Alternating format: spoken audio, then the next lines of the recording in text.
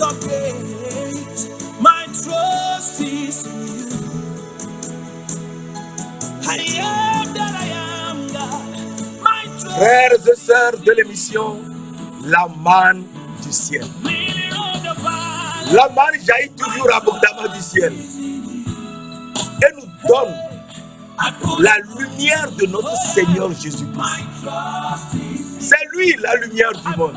Celui qui le suit ne marchera jamais dans les ténèbres, mais il aura la lumière de la vie. Mes frères, mes sœurs, c'est lui l'alpha et l'oméga. Il n'y a pas d'autre Dieu que lui. Il n'y en a pas d'autre. Il est l'alpha, il est l'oméga. Cette émission est présentée par le serviteur Jules Komlan Sossou de l'église missionnaire Philadelphie de Christ à Lomé au Togo. Et nous sommes si heureux de partager avec toi cette bonne nouvelle pour que tu sois complètement changé. C'est lui Dieu. Il n'y en a pas d'autre. Et c'est lui qui nous guide. Sans lui, nous ne pouvons rien faire. C'est lui Dieu, d'éternité en éternité. Alors mes frères, mes sœurs, aujourd'hui encore, nous voudrions voir l'alpha et l'oméga. Si nous connaissons tant soit peu l'alpha et l'oméga, eh bien, nous saurons que Jésus-Christ est effectivement l'âme de Dieu. Et l'âme de Dieu, c'est Dieu lui-même. Au commencement, Jean 1, verset 1, au commencement était la parole. Et la parole était avec Dieu. Et la parole était Dieu. Si la parole était avec Dieu, cela veut dire que la parole est dans le sein de Dieu. Et cette parole est Dieu. Mon âme et moi, nous sommes un. Ton âme et toi, vous êtes un. Alors, Jean 1, verset 18 nous dit, personne n'a jamais vu Dieu. Le Fils unique qui est dans le sein du Père est celui qui l'a fait connaître. Et donc, le Fils unique qui est dans le sein du Père est celui qui l'a fait connaître. Et donc, Jésus est l'âme de Dieu. Et je te l'avais montré dans Hébreux 10, verset 38, où on nous dit, et mon juste vivra par la foi. Mais s'il se retire, mon âme ne prend pas plaisir en lui. Donc, Jésus-Christ est l'âme de Dieu. Et donc, à partir de là, nous devons savoir que Jésus-Christ est Dieu et il n'y a pas d'autre Dieu que lui. Et donc, il est l'alpha et l'oméga. Alors, je t'avais lu dans Ésaïe 41, verset 4, l'Éternel dit, je suis l'Éternel, le premier et le même jusqu'au dernier âge, jusqu'au dernier jour. Alors, si l'Éternel est le même, il est le premier et le même. Donc, il ne change pas. Il est le premier et il est le même. Et donc, je t'avais dit de ne pas oublier le même. Car Jésus-Christ est le même hier, aujourd'hui et éternellement. Hébreux 13, verset 8. Donc, à partir de là, il faut qu'on fasse suffisamment attention pour savoir qui il est. Alors, la parole de Dieu nous dit, dans Ésaïe 44, verset 5-6, que je te lis, je suis l'Éternel, il n'y en a point d'autre. Ésaïe 44, verset 5-6. Je suis l'Éternel, il n'y en a point d'autre.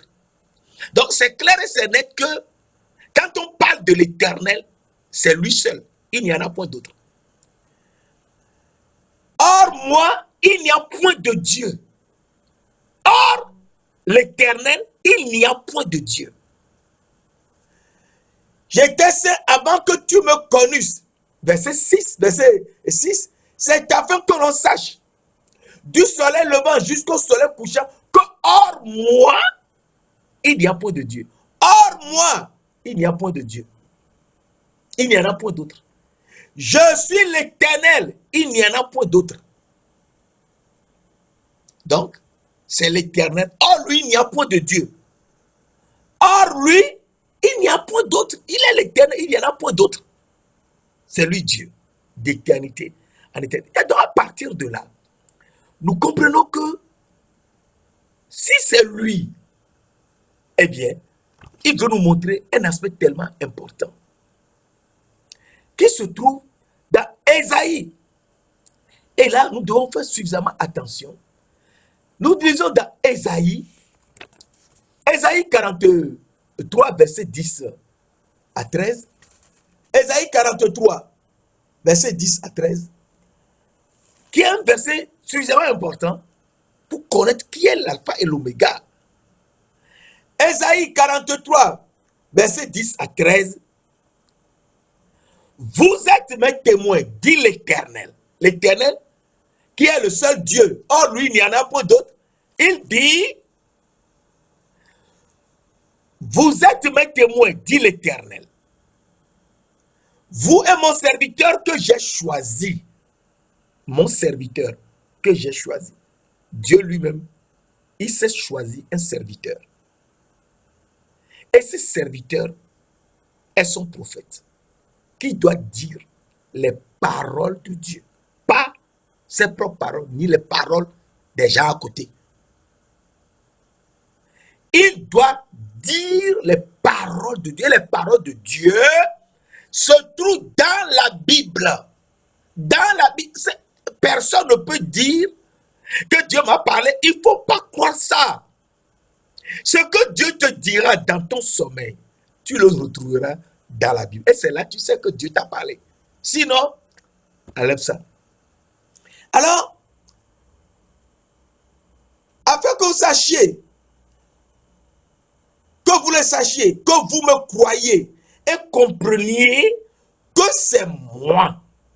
Avant moi, il n'a point été formé de Dieu. Avant lui, il n'a point été formé de Dieu. Donc c'est lui l'Éternel qui est Dieu. Avant lui, il n'y a pas de Dieu. Il est avant toutes choses. Il est le premier. Il est le premier. Avant lui, avant moi, il n'a point été formé de Dieu. Et après moi, il n'y en aura point. Donc il est l'alpha, il est l'oméga. Mes frères, mes sœurs, il faut qu'on sache que avant lui, il n'a point été formé de Dieu. Et après lui, il n'y en aura point. Point de Dieu. C'est lui Dieu. Verset 11. Ésaïe 43, verset 10-11. Verset 11, c'est moi. Moi qui suis l'Éternel. Et hors moi, il n'y a point de sauveur. Hors lui, il n'y a pas de sauveur. C'est moi qui ai annoncé, sauvé et prédit. Ce n'est point parmi vous un Dieu étranger. Vous êtes mes témoins, dit l'Éternel. C'est moi qui suis Dieu. C'est moi qui suis Dieu. Ésaïe 43, verset 10 à 12. Verset 13, je suis dès le commencement. Donc s'il est dès le commencement, il est le premier. Je suis dès le commencement et nul ne délivre de ma main. J'agirai. Et qui s'y opposera? Et donc nous avons vu que lui, qui est l'Éternel, c'est lui l'Éternel des armées. Parce qu'il dit il est l'Éternel. Or lui, il n'y a pas de Dieu. Donc c'est lui l'Éternel des armées. Oui, c'est lui l'Éternel des armées.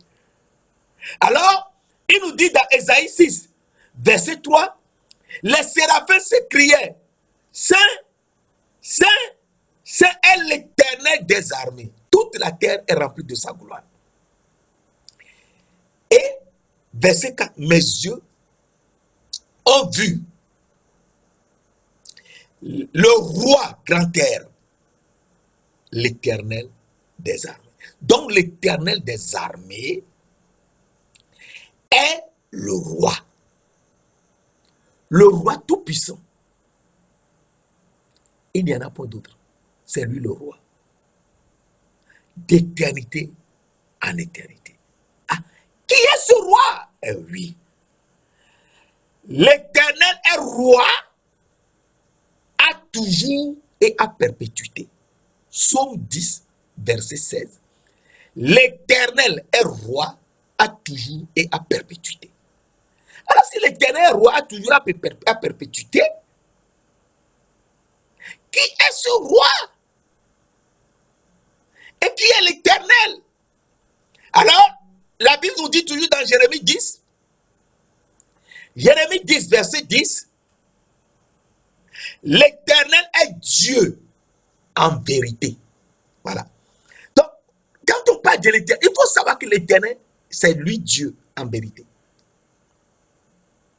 C'est un Dieu vivant. Donc, c'est le Dieu vivant. Le Dieu vivant.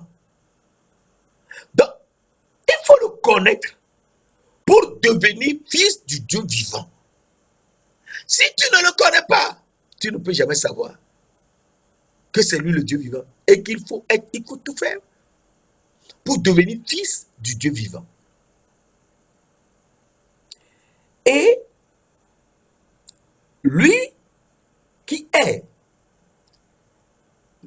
Dieu en vérité, qui est un Dieu vivant, il est le roi éternel. Donc, d'éternité en éternité, c'est lui Dieu, c'est lui le roi. Mes frères, mes sœurs, il faut le connaître. Donc, lui qui est Dieu, l'Éternel qui est Dieu, est un Dieu vivant et un roi éternel. Donc, il n'y a pas un autre pour être roi à sa place. C'est lui Dieu. C'est lui le Dieu vivant. C'est lui le roi éternel. Jérémie 10, verset 10. À partir de là, nous savons que c'est lui Dieu d'éternité en éternité, oui. Alors, Psaume 90, verset 2, Psaume 90, verset 2. Je te donne suffisamment de versets pour que tu comprennes que tout est dans la parole de Dieu. C'est tout. Pour qu'on ne perde pas notre temps à dire nos baratés. Tout est dans la Bible. Donc, il suffit qu'on ajoute, je te donne les versets d'accord pour que tu puisses les chercher. Je peux te parler sans donner les versets. Mais je te donne les versets pour que toi-même, tu les cherches. C'est très important. Au lieu de parler comme si je connais, non. Nous donnons les versets. Comme ça, toi aussi, tu peux les vérifier. Alors, Psaume 90, verset 2 nous dit, d'éternité en éternité, tu es Dieu. Donc l'Éternel est Dieu d'éternité en éternité. Donc ça ne peut pas changer. Et d'éternité en éternité, il est un roi. Et d'éternité en éternité, donc c'est un roi éternel. Alors s'il est un roi éternel et qu'il est saint, saint, l'Éternel des armées, et l'Éternel des armées est le roi. Donc, s'il est saint, il faut qu'on le connaisse. Alors je t'avais lu dans Apocalypse 4, verset 8, les séraphins qui sont dans les cieux des cieux, qui sont là avant la fondation, avant la création, des chérubins, qui sont dans les trois cieux au-dessus de nos têtes. Et la parole de Dieu nous dit, les séraphins s'écriaient, Saint, Saint, Saint, comme nous l'avons vu tout à l'heure dans Ésaïe 6, verset 3. Alors, ils s'écriaient, Saint, Saint, Saint est le Seigneur Dieu, le Tout-Puissant. Donc, le Seigneur Dieu, le Tout-Puissant, c'est lui qui est saint, saint, saint. C'est lui, l'Éternel des armées. Et toute la terre est remplie de sa gloire. Et c'est lui le roi. Et c'est un roi éternel. Et ce roi éternel est Dieu d'éternité en éternité. Alors, si c'est le Seigneur Dieu le Tout-Puissant qui est saint, saint, saint, la parole de Dieu nous dit toujours dans Apocalypse 4, verset 8, saint, saint, saint est le Seigneur Dieu, le Tout-Puissant. Alors la parole de Dieu nous ajoute, il était, il est et il vient. Hein?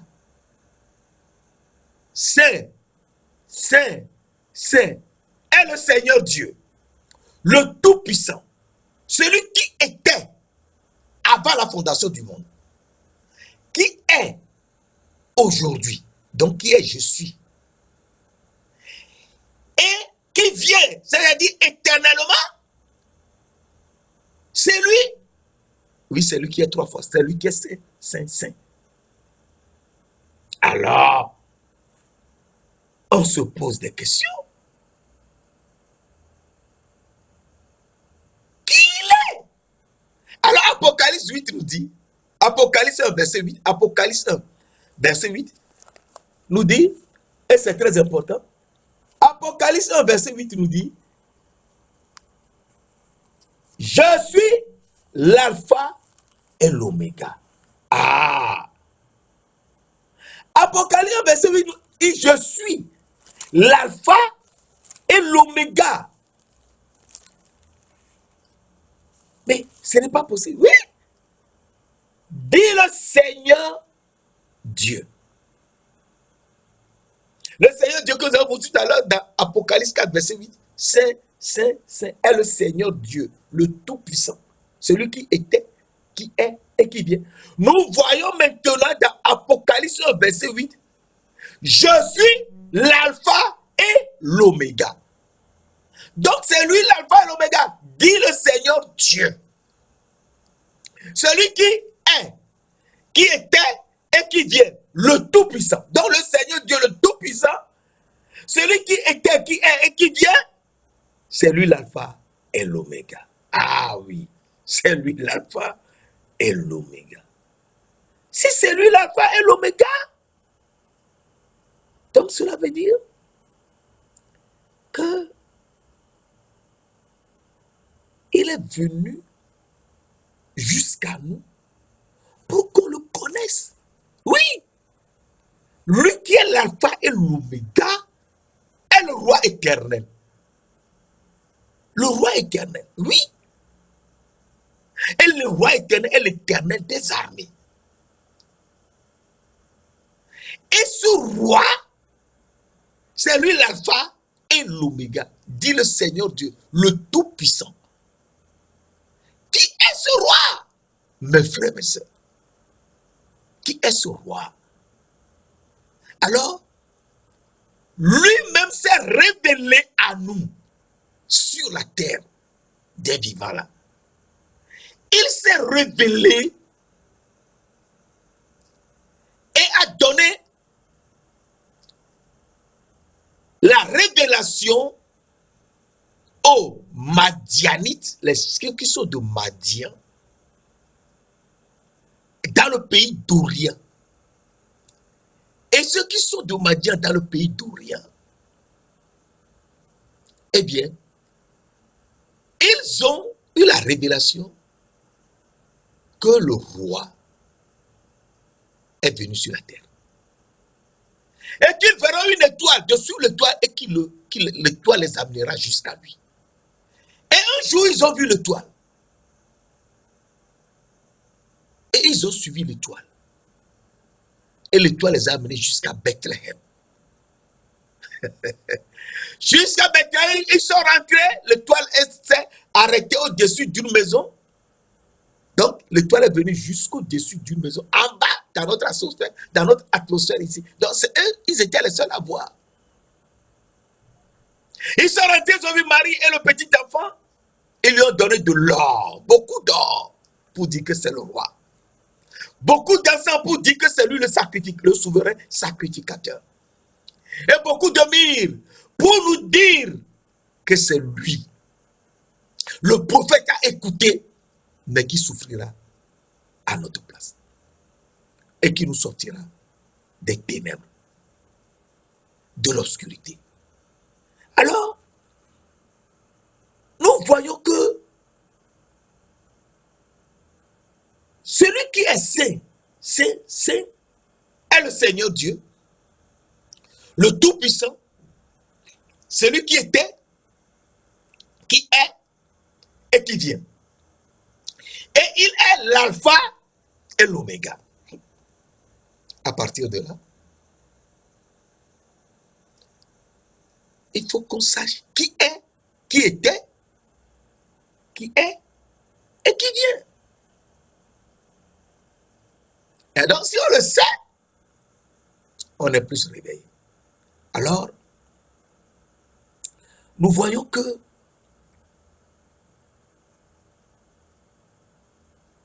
c'est lui qui est le même. Il ne change pas. Tel il était avant la fondation du monde, tel il est aujourd'hui, il est je suis, et tel il sera éternellement. Il ne change pas. Il ne change pas. Je suis l'Éternel, je ne change pas.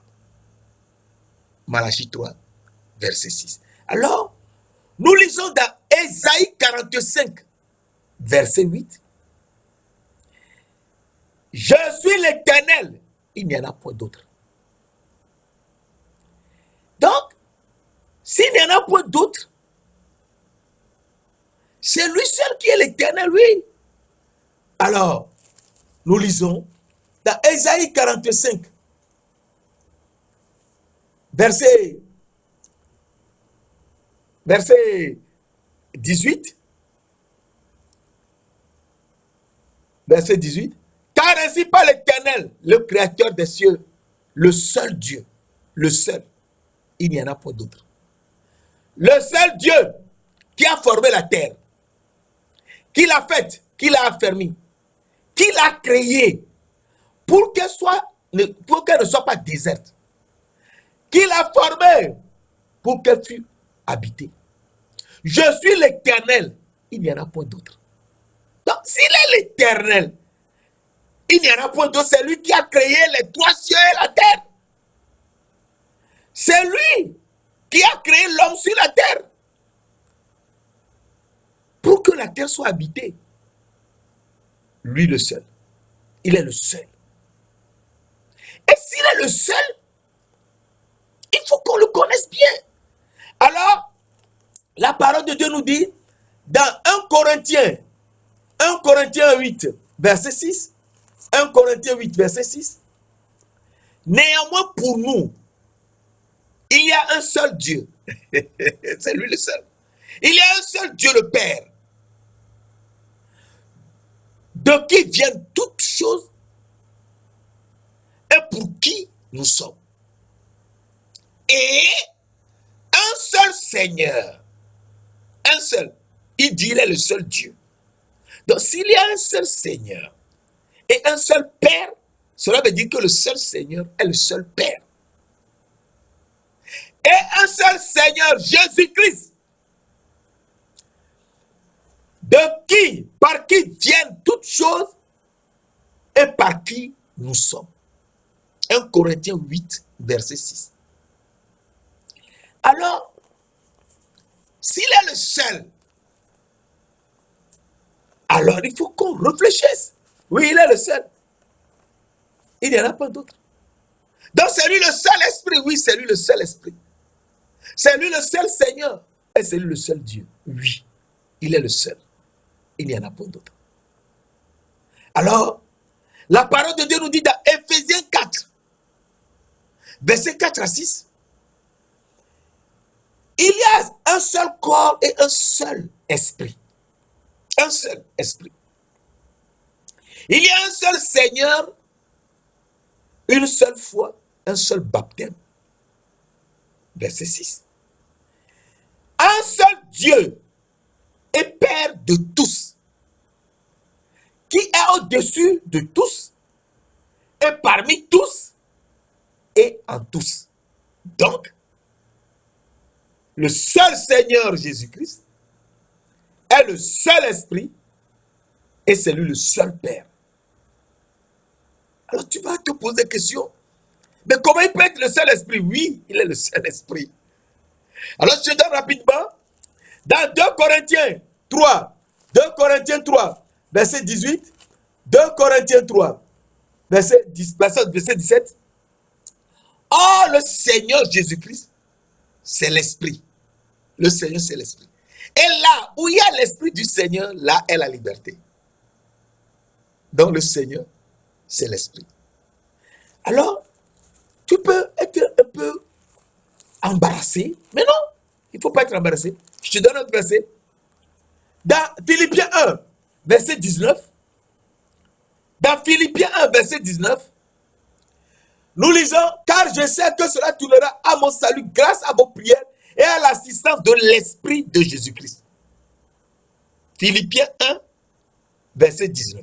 Grâce à l'Esprit de Jésus-Christ. Donc l'Esprit, c'est l'Esprit de Jésus-Christ. Alors, on est complètement subjugué. On est bien. Comment ça? Oui, c'est simple. Dieu est Dieu. Il est le seul. Il n'y a pas d'autre. Alors nous lisons rapidement pour avancer. Dans Acte 16. Acte 16. Verset 7. Mais l'Esprit de Jésus-Christ ne le leur permit point. Donc c'est l'Esprit de Jésus-Christ. Donc, à partir de là, nous savons que l'Esprit, c'est le Seigneur. Et là où il y a l'Esprit du Seigneur, là est la liberté. D'où Jésus-Christ est le même. Hier, avant la fondation du monde. Aujourd'hui, il est et éternellement qui vient. Donc c'est lui qui est saint, saint, saint. C'est lui qui est le Seigneur Dieu, le Tout-Puissant. Eh bien, c'est lui qui est l'alpha et l'oméga. Donc, à partir de là, nous comprenons que c'est lui qui est tout. Il est tout. Donc, s'il est tout pour nous, il faut qu'on sache que dans Ésaïe 45, verset 21, n'est-ce pas moi l'Éternel? Il n'y en a point d'autre comme votre Dieu que moi. Je suis le seul juste qui sauve. C'est lui le seul juste qui sauve. N'est-ce pas moi l'Éternel? Il n'y en a point d'autre Dieu que moi. Je suis le seul Dieu juste et qui sauve. Donc c'est lui le seul Dieu. Le seul Dieu juste et qui sauve. Donc, s'il est le seul Dieu juste, il faut qu'on sache qui est le seul Dieu juste. Alors, acte 3, mes frères, mes sœurs, le moment n'est plus de s'amuser. Acte 3, la parole de Dieu nous dit, dans le verset 13-14, le Dieu d'Abraham, d'Isaac et de Jacob, le Dieu de nos pères, a glorifié son serviteur, Jésus, que vous avez livré et renié devant Pilate, qui était d'habit qu'on le relâcha. Le Dieu de nos pères, le Dieu d'Abraham, d'Isaac et de Jacob, a glorifié son serviteur Jésus. Nous voyons son serviteur. Et acte 3, verset 13, c'est son serviteur. Jésus-Christ est serviteur. Et dans le verset 14, nous lisons, vous avez renié le saint, le juste. Et vous avez demandé qu'on vous relâche on vous accordait la grâce de meurtrier. Ce meurtrier, c'est Barnabas. Donc, le serviteur de Jésus-Christ, c'est lui qui est le saint et le juste. Oui, c'est lui qui est le saint et le juste. Il est saint et juste. Donc, c'est lui, le Père saint et le Père juste.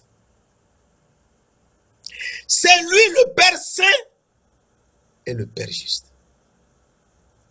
Mes frères, mes sœurs, la parole de Dieu, c'est elle qui peut nous permettre de savoir où nous allons,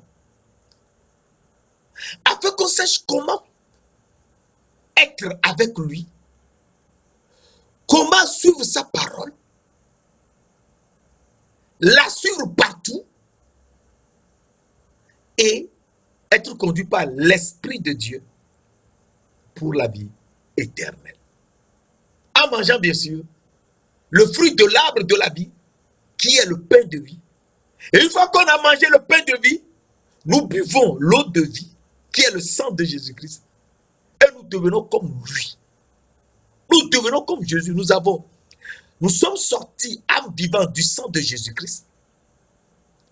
Et nous mangeons sa chair. Alors notre âme invisible porte maintenant, aujourd'hui, le corps de Jésus-Christ. Et notre corps visible là boit le sang de Jésus-Christ. Et donc, nous sommes un avec lui. Un avec lui, eh bien, nous aurons sa gloire en devenant son épouse. Oh, alléluia! Mes frères, mes sœurs, il faut qu'on suive la parole. Alors, Jésus-Christ, c'est lui qui est le saint et le juste. Il est saint. Vous serez saint, car je suis saint. Et lui qui est juste, il nous dit, dans 1 Pierre 1 Jean 2, verset 2, on lit rapidement dans 1 Jean 2, verset 1 Jean 2, verset 1, mes petits 1 Jean 2, verset 1 Jean 2, verset 1. Mes petits enfants, je vous écris ces choses, afin que vous ne péchiez point. Et si quelqu'un a péché, nous avons un avocat auprès du Père, Jésus-Christ le juste. C'est précis, Jésus-Christ le juste. Donc c'est Jésus-Christ qui est le juste. Et il est saint et il est juste. Mes frères, mes sœurs, s'il est saint et qu'il est juste, il faut qu'on sache que il est saint. La parole de Dieu nous dit, et c'est tellement important, dans Jean 17, verset 11, Jean 17, verset 11, qui est un verset très important, que nous partageons, mais que nous reviendrons là-dessus après. Jean 17, verset 1, verset 11, je ne suis plus dans le monde, et ils sont dans le monde. Je vais à toi, Père Saint. Garde en ton nom ce que tu m'as donné, afin qu'ils soient un, comme nous sommes un. Donc, Jésus est un avec le Père. Jean 10, verset 30, il est un avec le Père. Et donc, si le Père est saint, Jésus-Christ aussi est saint. Mes frères, mes sœurs, c'est lui le saint. C'est lui le Père saint. Et s'il est le Père saint, il doit être aussi le Père juste, oui. Alors, Jean 17, verset 25. Père juste, le monde n'est pas point connu, mais moi je t'ai connu. Et ceux-ci ont connu que tu m'as envoyé. Donc c'est lui qui a envoyé. Le Père a envoyé son âme sur la terre, oui. Jésus-Christ est l'envoyé de Dieu. Et L'âme de Dieu, le Père, c'est Dieu le Père lui-même. Mon âme, c'est moi-même. À partir de là, nous sommes réveillés et nous savons que le Père juste, c'est également le Père Saint. Et c'est Jésus-Christ. Puisqu'il est un avec le Père, qui est saint et qui est juste. Alors, à partir de là, nous comprenons que Jésus-Christ, c'est lui le Père. Oui! Et c'est tellement important. Alors, je lis dans Jean 14, un verset tellement important. Jean 14, verset 7 à 11. Et c'est tellement important. Si vous me connaissiez, vous connaîtriez aussi mon Père. C'est Jésus qui parle. Jean 14, verset 7 à 11. Si vous me connaissiez, à l'imparfait, vous connaîtriez aussi mon Père. Et dès maintenant, vous le connaissez et vous l'avez vu. Verset 8. Philippe demande à Pierre, montre-nous le Père et cela nous suffit. Jésus lui dit, Jean 14, verset 9. Jésus dit à Philippe, il y a si longtemps que je suis avec vous et tu ne m'as pas connu, Philippe. Celui qui m'a vu a vu le Père. Comment dis-tu, montre-nous le Père? Ce n'est pas possible. Oui, c'est possible, c'est écrit. Jean 14, verset 7 à 11. Il y a si longtemps que je suis avec vous et tu ne m'as pas connu, Philippe. Celui qui m'a vu, moi Jésus, a vu le Père. Comment dis-tu, montre-nous le Père? Ne crois-tu pas que je suis dans le Père et que le Père est en moi? Donc, je suis l'âme du Père et le Père est mon âme. C'est pas possible. Oui, c'est ça. Il est un avec le Père. Il est dans le Père. Le Père est à lui. Le Père est à lui et lui, il est dans le Père.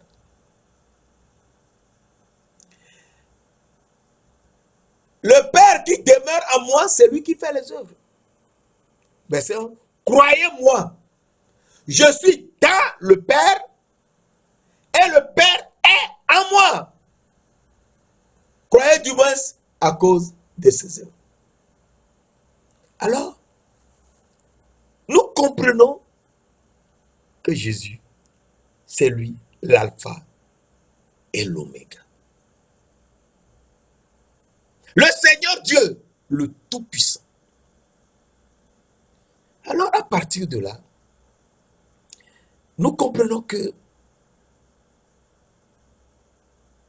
il nous dit dans Ésaïe 48, verset 12, c'est moi qui suis le premier. C'est aussi moi qui suis le dernier. Je suis l'alpha et l'oméga. Donc, c'est moi qui suis le premier. C'est moi également qui suis le dernier. Ce que nous avons lu tout à l'heure dans Apocalypse, verset 8. Je suis l'alpha et l'oméga, dit le Seigneur Dieu, le Tout-Puissant, celui qui est, qui était et qui vient. Et donc, à partir de là, nous comprenons que Ésaïe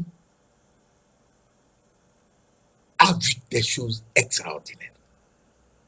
Parce que il faut qu'on sache, et de manière très importante, que Ésaïe, Dieu l'a tellement utilisé, lui a montré tellement de choses,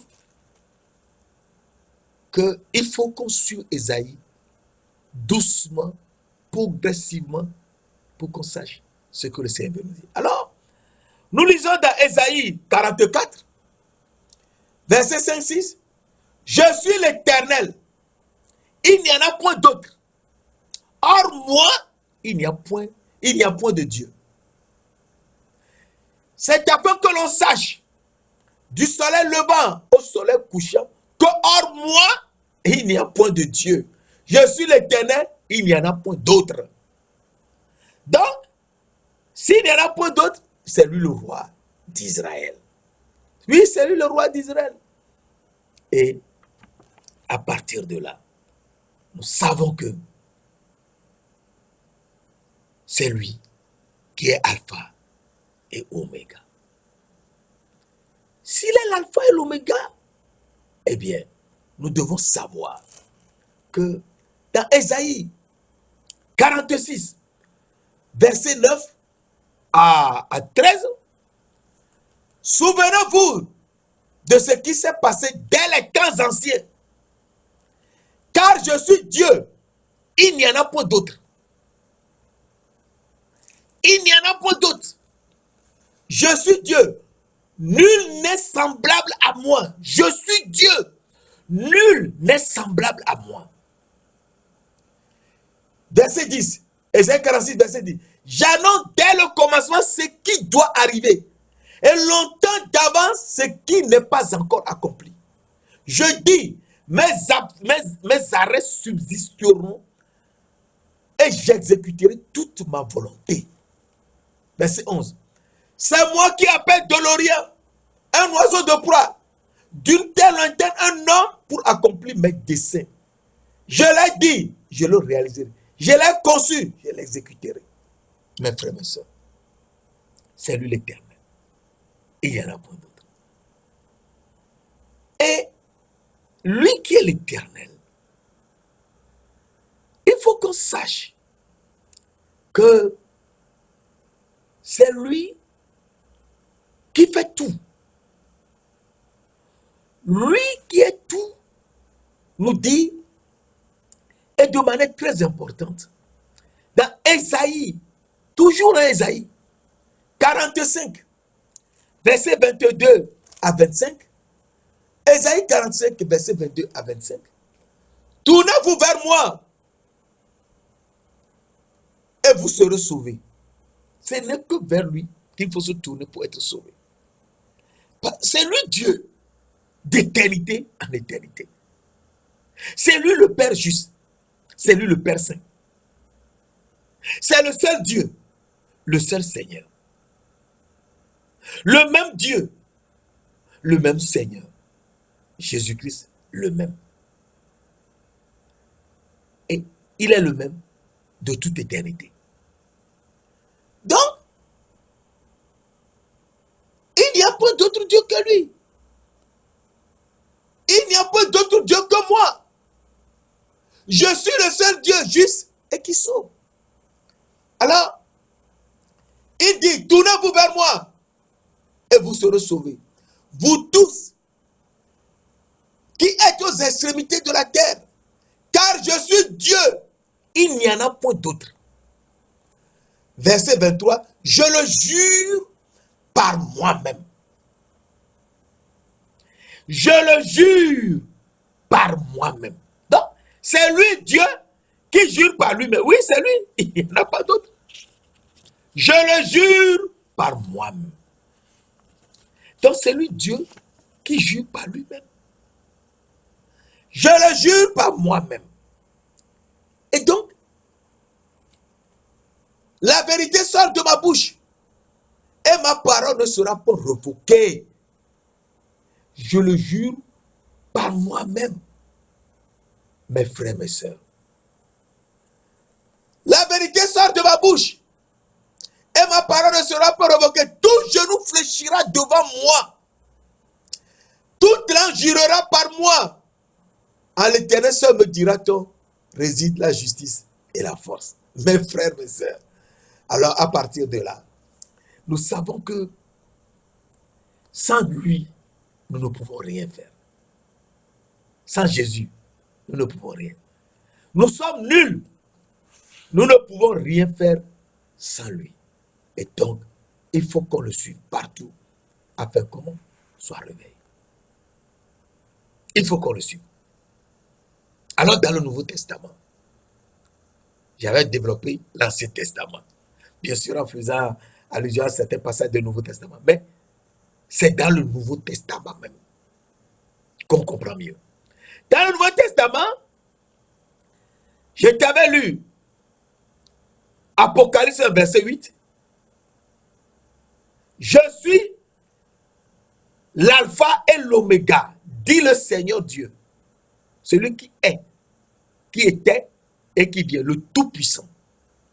Donc c'est lui l'alpha et l'oméga, le Seigneur Dieu. Et ce Seigneur Dieu, le Tout-Puissant, c'est lui le même. Il est le même Dieu. Il ne change pas. C'est lui le même. Et s'il est le même Dieu, Jésus-Christ est le même. Hier, aujourd'hui et éternellement. Nous y reviendrons. Alors, Apocalypse 17. Apocalypse 1, verset 17.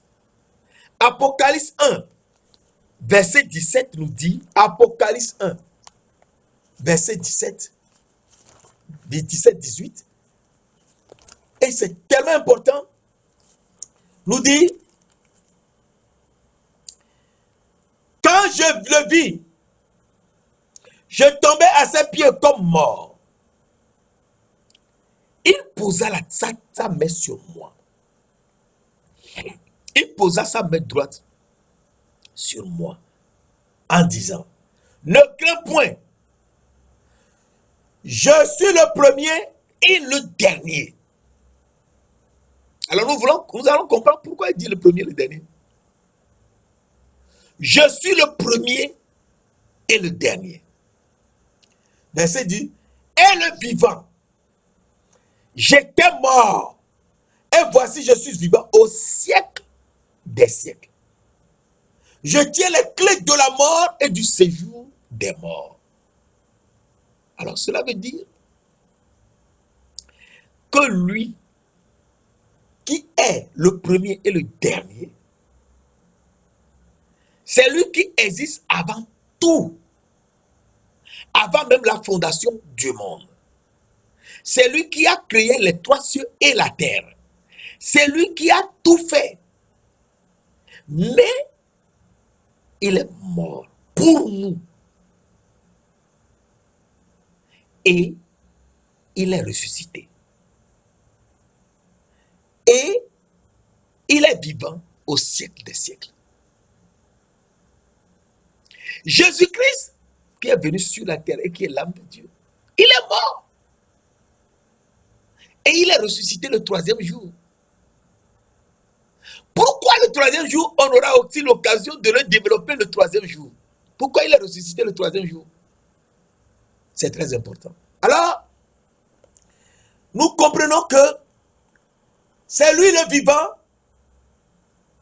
il était mort. Alors il nous dit, dans Jean 11, verset 25, Jean 11, verset 25, je suis la résurrection et la vie. Celui qui croit en moi ne mourra jamais. Même s'il meurt, il vivra. Alors, nous comprenons que c'est vraiment lui, le Dieu Tout-Puissant. Sans lui, nous ne pouvons rien faire. Il est le premier et il est le dernier. Saint-Esprit, Esprit du Dieu vivant,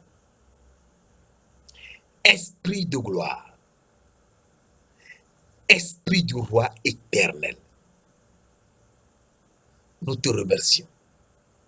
Montre-nous toujours le chemin, afin qu'on sache qui est notre Seigneur Jésus-Christ. Nous savons maintenant que c'est lui l'âme de Dieu, et l'âme de Dieu, c'est Dieu lui-même, Dieu le Père lui-même. Comme le Père est saint, lui aussi il est saint. Et comme le Père est juste, lui aussi il est juste. Donc, lui et le Père sont un. Nous te remercions de nous montrer ces choses. Conduis-nous, car c'est lui l'alpha et l'oméga, afin qu'on le connaisse mieux et qu'on suive sa parole. Si on suit sa parole, nous savons que nous irons dans la vie éternelle.